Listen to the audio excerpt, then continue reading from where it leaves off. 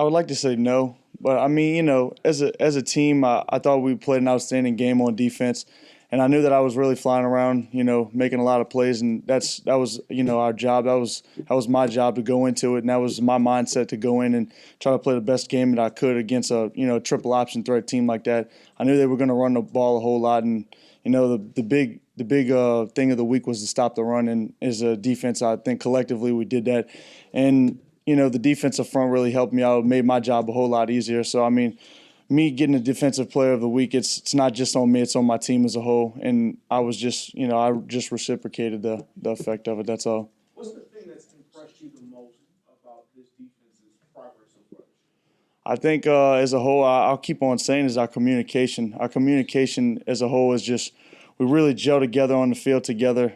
And, and as a thing, I think there's one thing I can always say now is that we're really close. Like, we really are close. I know a lot of people always say that, our team's really close, but our team really is close. We hang out a lot.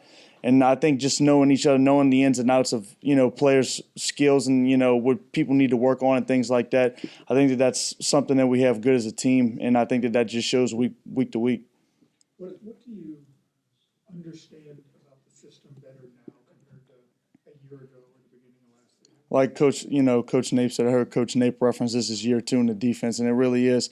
Year 1, you sit there and you learn the defense and you try to, you learn the schemes and everything like that. And then year 2, it's not so much a learning curve. You know everything, but there's just little things that you could tweak, week by week to improve your game. And I think that that's what we're doing as a team and for certain players as individuals. And I think that's what we're doing. It's just a repetition. Absolutely. Just seeing things over and over again, seeing similar looks or seeing different looks. And it's all about, as you get older and the more reps you take, the more comfortable you are with things and seeing things and reacting to plays. In Ron Roberts' first year, just for you personally, what was maybe the thing that, I don't know, gave you the most trouble or just something that took you a long time to adjust that this year it just flies so easy for you? I don't think I ever really had a whole lot of trouble. Like, I think at one point there was obviously a learning curve there. We had to take a step back and just, teach the vanilla things again, just, step by step. And now we're just, we're older, we're more mature, we're smarter. We've seen the things before. We know the terminologies, things like that. And, now it just allows us to react and play a whole lot faster as a team.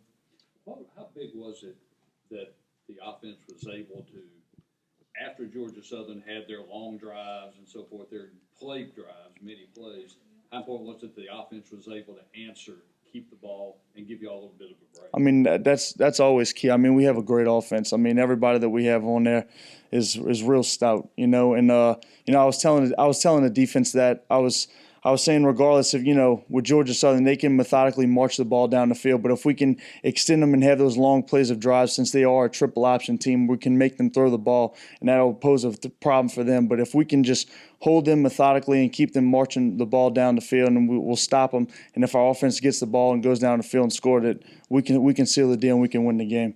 What are some of the things that you've seen with your growth during off-season and then now leading the defense? Well, I mean, this offseason I took a big point of emphasis on trying to get my body completely right, eat better foods, be right all around, get more flexible, things like that.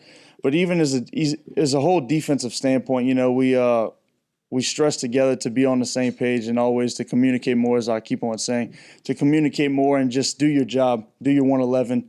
And I think that that's something that we're really showing this year is that if, we're a gap scheme defense. If everybody's in their gaps, the only people that can hurt us is ourselves, and I think that that's something that we're showing right now. You saw them twice last year. Biggest concern dealing with Evans and then biggest concern dealing with Thomas? I think Thomas is a dual threat quarterback.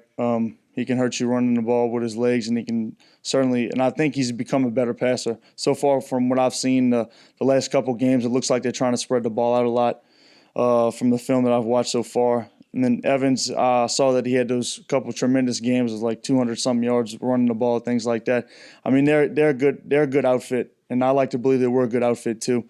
And I'm excited for it.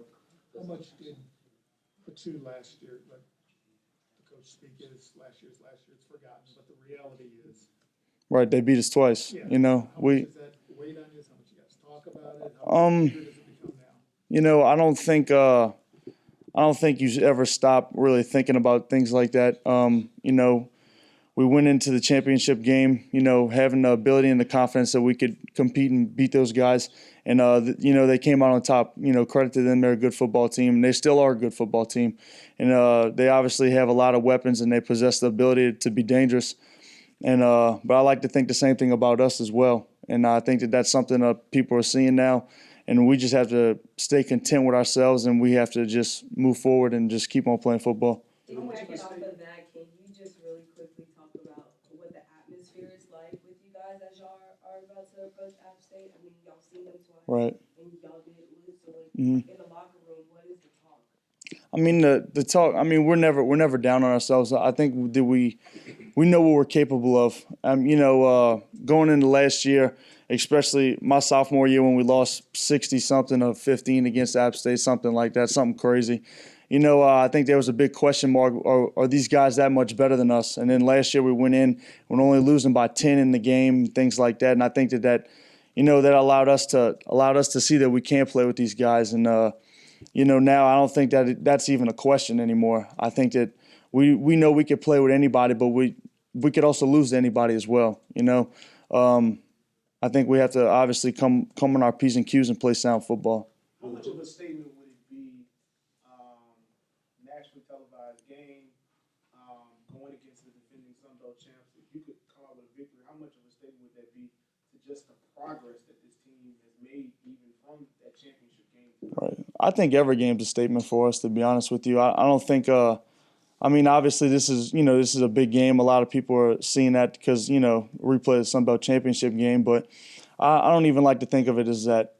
Every game has to be a big game. We make statements every single game, and that's what we need to keep going forward, and that's what we have to do. We have to make a statement every single game. To bounce off that, what would it mean to the team for the fans really to show up and pack the stadium? I mean, I think that would be huge. I mean, obviously, we would love to play in front of a packed house. I mean, I thought the atmosphere at Georgia Southern was awesome. I love that student section that they had, and they were talking to us. It's cool, but that type of stuff just really fires you up, And I think that would be great to play in front of a packed house in Cajun Field. Wednesday night football, yeah, you got the TV, but it's Right. College football on Saturday. Is it really worth it? How do you guys feel about midweek games? I think it's all the same. Football's football. I think everybody will be excited to play in front, in front of the fans and their family, and obviously, like you said, nationally televised game. It's kind of a big deal, That's what they say. But I think we're going to treat it the same as we would any game week. It might be in the middle of a week, but we know we're going to have to practice during the week and the time we have off on this weekend. And I think the guys are looking forward to that, and I think we're going to be ready for the challenge. What would you say to someone who said this is the biggest game of your career you're about to play? Is me as a player or as a team? You. I mean, I mean, obviously it's a big game. I think every game's a big game. I mean, you're only as good as your last game that you ever play. So, I mean, going into it, I think you have to always be mindful that maybe this could be your last game. Maybe it couldn't, and I think that's something you always have to do. You have to be prepared to go your hardest at all times, and that's something that as a team I think that we do well, and that's something as me as an individual that I know that's exactly what I'm going to do. 5 games into the season, do you think the few extra days of rest come at a good time? Would you like to just play it as a normal? I mean, I think it does come at a good time. Obviously, some guys, you get nicks and bruises, things like that. Sometimes you got to heal up from them, and I think it is coming at a good key time. Obviously, like people are saying, they think this is a big game, but this is another game for us, and it's always good to get that rest time so you could be 100%. From someone who maybe be able to explain all the X's and O's, what is the defensive line doing in front of you and Farad this year that maybe wasn't happening last year because of lack of depth or not as many talented players? Right. What's happening in front of you? Zion's healthy right now. Zion's healthy. We have Benny. We might have lost Chauncey, but we gained, Andre Jones in the process. Andre Jones stepped up looks like he's a more mature player than he was a year ago, and that's something big. And even those young guys, Jaquan Nelson, Dalvin Hutchinson's, things like that, they're coming and they're playing quality reps. They're making quality plays at those positions, and I think that that's something that's very helpful. When you can get young guys to have quality reps and make and produce stats from those quality reps, I think that that's something that's big. We have a lot of speed up front, and they're very powerful and aggressive guys, and that just makes me and Farad's job a whole lot easier. So you're getting blocked less? Yes, A lot less? yes, I would say so. I don't have to deal with as much pressure from the guys coming up from me, guards, tackles, things like that. They're really latching on to those guys and taking sacrificing themselves, if you will. But it's a team game, and those guys do their job well. And when they have their opportunities, they make their plays as well. Thank y'all. Appreciate you.